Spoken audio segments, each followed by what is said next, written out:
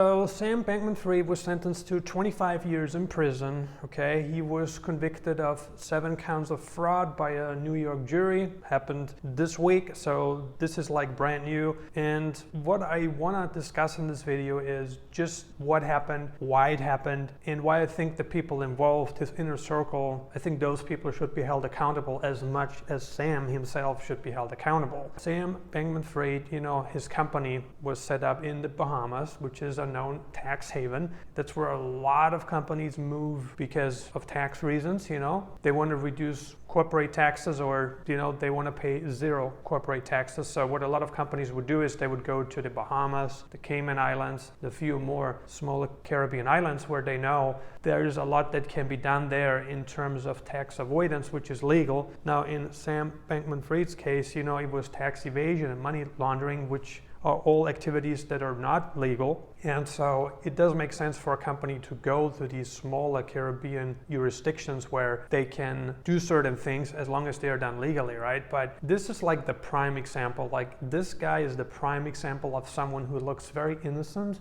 Like, if you look at him and if you watched his videos or if you read about him in the news a couple years ago, before the collapse of FTX, you looked at this guy and you said to yourself, this is the most innocent looking person ever. Like, you really thought that because he gave that kind of impression. But then when you actually saw what happened, you're like, wow. Oftentimes, not always, but oftentimes the most innocent looking people or the most innocent sounding people, they're often the scariest, the most vicious, the most fraudulent. And in this case, it's proven, right? This has happened so many times, and that's why you have to be very careful with people who claim to be the goody two-shoes of the offshore industry. Be very careful with these people. Probably heard this saying before: the bigger the fortune, the bigger the crime. Does it hold true in all cases? Certainly doesn't. In this case, it very much does. And what Sam Bankman Fried did was that he actually enriched himself at the cost of others. And this is one of the worst things that you can do. And oftentimes, he has been sentenced to 25 years in prison. Okay, prosecutors asked for 40 to 50 years in prison. His lawyers demanded just a handful of years in prison. So you know what happened? They met in the middle. That's what often happens, if you're negotiating, one side wants a lot less, the other side wants a lot more. What typically happens is that you meet in the middle. And in SBF's case, this is exactly what happened. They met in the middle, 25 years. Will he serve the whole 25 years in prison? I doubt it. He may be released after a couple of years or 10 to 15 years, depending on what happens. And of course, he can file an appeal as well. So in November 2022, when FTX collapsed, the exchange collapsed because of liquidity issues.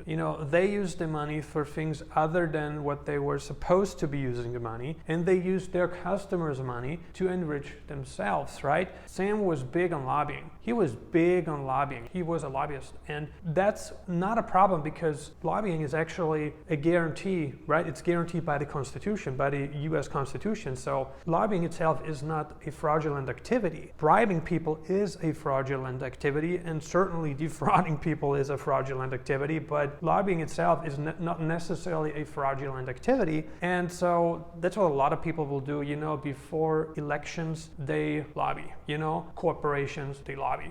They spend, millions and millions of dollars lobbying because they know if they can get some influence, if they can influence a politician into making certain policies that will ultimately benefit the corporation, then the money they spent, pays off. And that's the whole point. But anyway, now think about this. You're like a little guy, you put $1,000 into FTX. Maybe that's all the money that you have for gambling, because that's what crypto is. I know that people say, hey, crypto, it's the future. I think it is the future. There's no question about that. However, the people who are putting money into crypto, they are nothing more than compulsive gamblers. That's the majority of them. And very likely, the people at the top, right, they decide what happens to the market, what happens in terms of price points.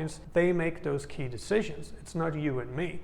And crypto is manipulated. As much as certain stocks have been manipulated, crypto is also manipulated. So the small guy losing $1,000 is actually a bigger deal than to a big guy losing 10 million oftentimes. You know, if you only got $1,000 to play with, and let's say this is your life savings, you shouldn't put your life savings into crypto anyway, because it is a highly speculative investment instrument. If you can even call it an investment instrument, it really isn't. It is just gambling pretty much. It's the same as you taking a flight to Vegas with your buddies where you intend to blow some money at the local casinos. That's pretty much what it is. The price of crypto is not driven by utility, not yet. In the future it might be driven by utility. It is not driven by utility. And until the price is driven by utility, it's nothing more than gambling. It's pure speculation. But anyway, that's not the point. Going back now to Sam Bankman-Fried's case, I mean, this guy did not only enrich himself, he also enriched others, including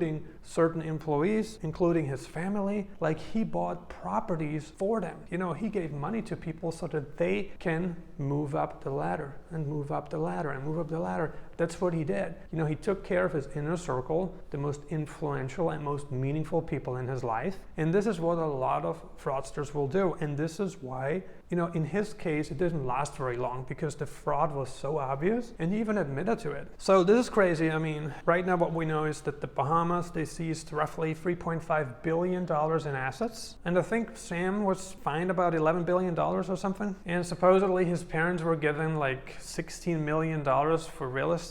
As we pointed out, like, certain people portray a different image to the public or in public than they portray when they are with their very close personal friends or with family. They portray a different picture depending on who they're with. And very often the inner circle, you know, the top employees of a company, they know exactly what's going on. Now the question is, will those people also be held accountable or not? And here's another key lesson from all of this. No matter how much money you have, at the end of the day, it doesn't really matter. There is no honor in fraudsters. There is no honor in stealing. There is no honor in lying. There is no honor in those activities, and you can only do it for so long. And some people are really good at lying. Some people lie and lie and lie. They're like pathological liars. They just keep on lying and keep on lying and keep on lying, even though it's very clear that they are not telling you the truth. Yet they keep on doing it because they have created this pattern where if they were to stop lying, it's almost like they're changing their whole identity. And this is something that they can do because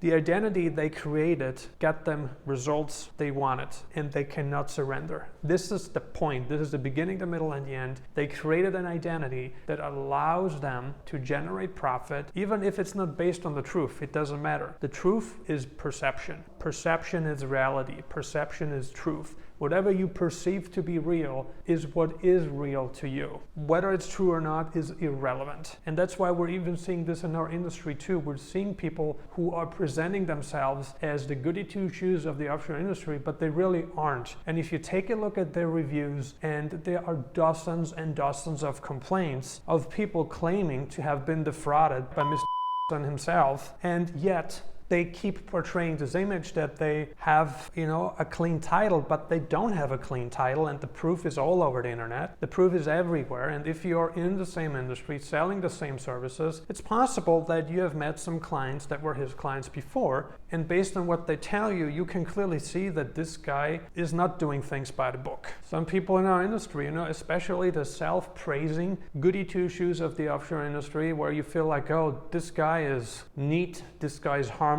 but if you really take a look at how the message is being communicated, you can tell that this person is not telling you the truth about everything. You can tell that this person is spreading half-truths, and you can also tell, based on data, based on what you're seeing on their channel, that this person is using and abusing conspiracy theories to get what he wants, for the company. And what he wants is more corporate profits, and how he can do that, how he achieves that, is by divide and conquer. This is an ancient method that has not been invented by himself. This ancient method, ancient warfare, if you will, it is still warfare today, but it's digital, it's technological. It still works today. You divide people, you spread fear, and you control them. Once you scare the hell out of people, they can easily be manipulated. Once you scare the hell out of them, you can impact them because they're going to listen to you. Why? They feel afraid and they're looking for someone to protect them. And that's exactly what's happening in our industry.